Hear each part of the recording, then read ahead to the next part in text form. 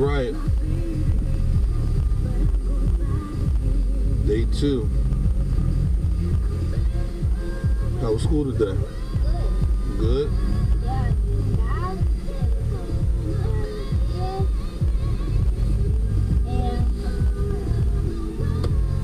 He lost his shoelace. Alright, so day 2 of Convo, on the go Convo with Forbes. Alright, now we got these buses coming in. Let's see what happens. So yesterday, I'm talking to YouTube. I'm talking to the people. So yesterday, we were talking about some of the things that I was working on and dealing with this developer. So some new stuff happening, right? So on the phone, well, on WhatsApp app, going back and forth with the developer, coder, and he does something completely different outside of WordPress that I completely don't understand. It goes completely over my head, but everything's functioning fine. But my worry is because I don't have enough experience in this area, and our main intention into taking these matters in our own hands to have more control would be to have a better understanding. I'm starting to have an understanding of WordPress, but now he kind of took it out of WordPress, created this code, and he said he'll use our server, which I understand, and we do own our own server now. But I'm just leery about having that control, because once things start running and we are making a profit from marketing our pages and funneling and SEOs and all that good stuff, and our CRM is gaining lists, gaining names for our list, I don't want it to be stopped because of a misunderstanding with the developer or the coder. And sometimes that happens, and that shouldn't affect your business. So yeah, but the guy's phenomenal. He works quick. We're going back and forth now. I'm leaning towards doing it that way, because at this point, I mean, we started this Christmas break creating the funnel, and it's still not done. It's January 15th. So as you see, it took some time. It's not as quick as we thought it would be, but we knew that it would be taxing, but at the end of the day, we knew it would be worth it. So having that type of control over your marketing is very, very important, because marketing is one thing that's an ongoing thing. Every day, every month, every quarter, you should be marketing and advertising your business to get new customers and keep existing customers, and make sure that your presence is felt in the marketplace.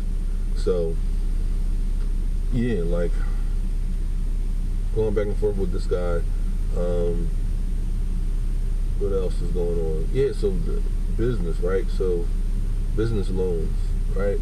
So you ever watch Shark Tank and you hear like you hear the guys pitching and say, we had all these sales last year, and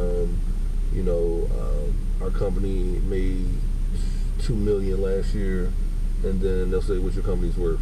And then they'll be like, we're not out of debt. That's a real thing. That's a real thing. Right now, I wouldn't say that we're far in debt, but we are looking to get our ROI back on a couple of investments, our return on investment, with a couple of businesses that we invested in, and also why we need to be marketing more, and that budget to be able to increase for us to take more market share with our products and our services. We have to put more money into the marketing budget, so we needed more money returned so we can make more money. And right now, just dealing with the accountant a lot, talking to the accountant, going over finances, going over what should be paid when, what's priority. All that stuff is really important, and excuse me, nose running a little bit, but all that stuff is very important. And this light is super long, but we do have capital, which is very, very important. We have business finance, we have business credit, which afforded us the opportunity to be able to invest in some of the things that we are investing in as of now. And that's something that's very, very important. A lot of people go to banks and things of that nature for loans, and the traditional way really doesn't work anymore, which most people find out the hard way. The traditional way really doesn't work anymore, and you have to, number one, become lendable, and I talk about that in a lot of the YouTubes that I go over with Entrepreneur Direct, and when I speak is because I came from a situation where I didn't have the finances, but I had the passion, I had the ambition, I had the ideas. I understood what I needed to do. I understood my target market. I understood a lot of things except for having the finances to invest in the actual businesses that I was so passionate about doing. And I find a lot of people are in that situation. So what I did was, my personal credit wasn't good at the time, and I did not want to wait for 5, 6, 7 months to fix my credit. I didn't want to be in that situation, and I needed a lot more than my personal credit would allow in that short period of time. So business credit was the first option for me, outside of hard money, because hard money I was already familiar with because I was in the real estate business. So the next thing I got introduced to outside traditional lending was, besides private money as well, is business credit. And this is reflected off your EIN number. So your EIN number is sort of like, as I always say, is like the social security number for your business. And when your personal credit is not good, you can also get a loan through your EIN number, which you receive from the IRS. And it reflects your taxes. They keep up with your taxes through your EIN number. And business credit really changed the game for me. I got up to $150K for one of my businesses. I helped numerous people get financing for their business, whether it was to start their business or to grow and expand their business. And it's just been a great tool to utilize, and really have changed the game, because when you do know that you have a successful business and you really just have to fill orders or get it out there a little bit more, but you just don't have the finances, it really is a simple solution. Once you have the finances, just pour it into where it needs to be poured into, and you will get your return back. But like I said, a lot of people don't have the finances. I know I was one of them. I didn't have the finances to invest a lot for a long period of time in my businesses.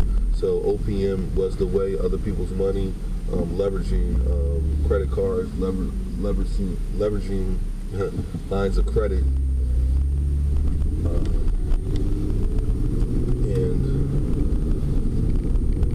loans as well. So I was able to do that. I was able to build my business credit up by going through vendors initially, and then getting up to fleet cards, and then basically kind of graduating from there, and dealing with investment bankers and things of that nature. But of course, venture capitalists and angel investors. But it started there. So you want to make sure that you're out of debt as soon as possible in your businesses. Don't get too happy. I talked to a client about this. Don't get too happy because you're cash flowing and you're making money. Of course you're making money, but you do have loans to pay back, and the sooner you pay those back, the better chance that you won't have a setback. You'll lose the situation.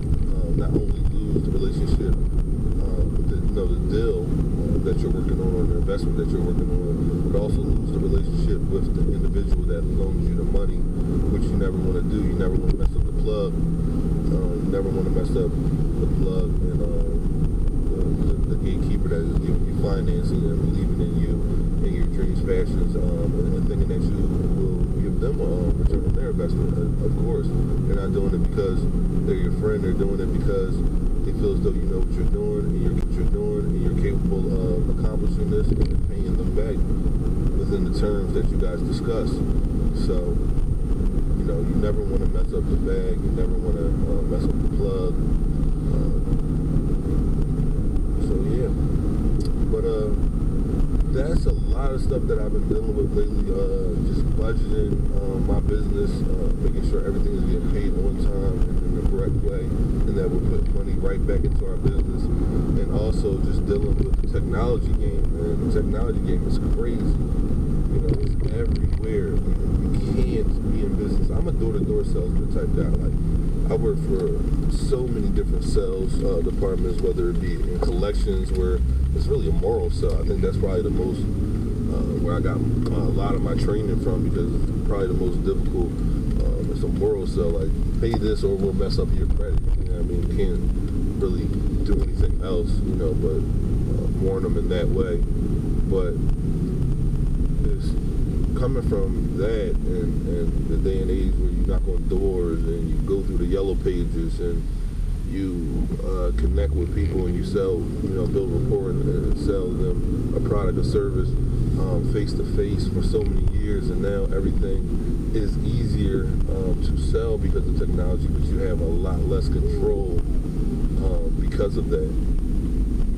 Because if you don't know how to operate, it's like operating a car. If you don't know how to drive, then door-to-door sales will be hard.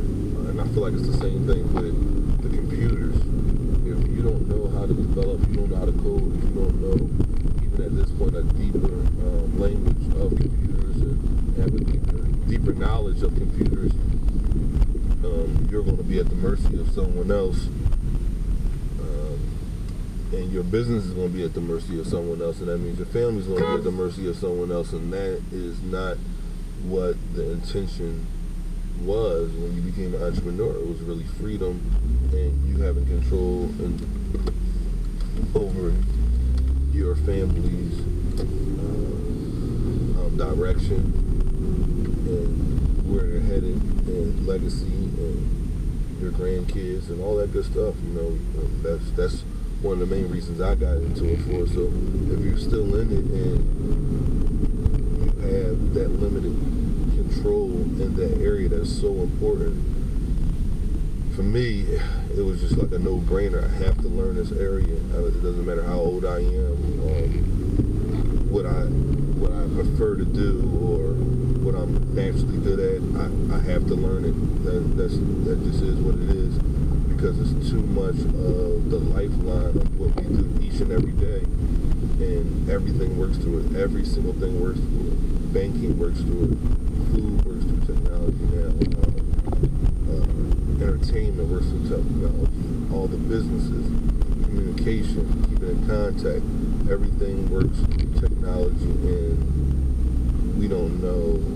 We know the bare minimum. Put it that way. So I took the challenge to step it up. Not even a challenge. I felt like it was mandatory, and I am learning. This guy that I'm speaking about is teaching me somewhat. We're looking into it. We've been on YouTube looking at things and learning as much as we can about it. So day 2, man, just wanted to have a convo with Forbes, talking business, just talking day-to-day stuff. I would love for you to comment below.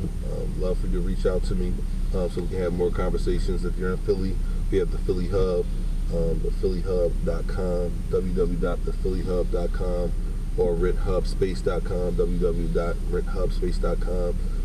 If you are in the Philadelphia area, we have workshops, we have mindset meetings, we have all types of things. We also have a personal membership that we offer to particular individuals that are entrepreneurs that want to mastermind and collaborate on certain things. We have a Facebook group, a number of things. So just reach out. I would love to hear what you guys deal with day to day. Maybe you dealt with something that I'm running into and you can help me out with, and same thing vice versa. I'm JL Forbes. I'm your entrepreneur. I'm just like you guys, just trying to figure all this thing out. It's always something new to learn, and hopefully we can learn from each other. So you guys enjoy your evening. See you tomorrow.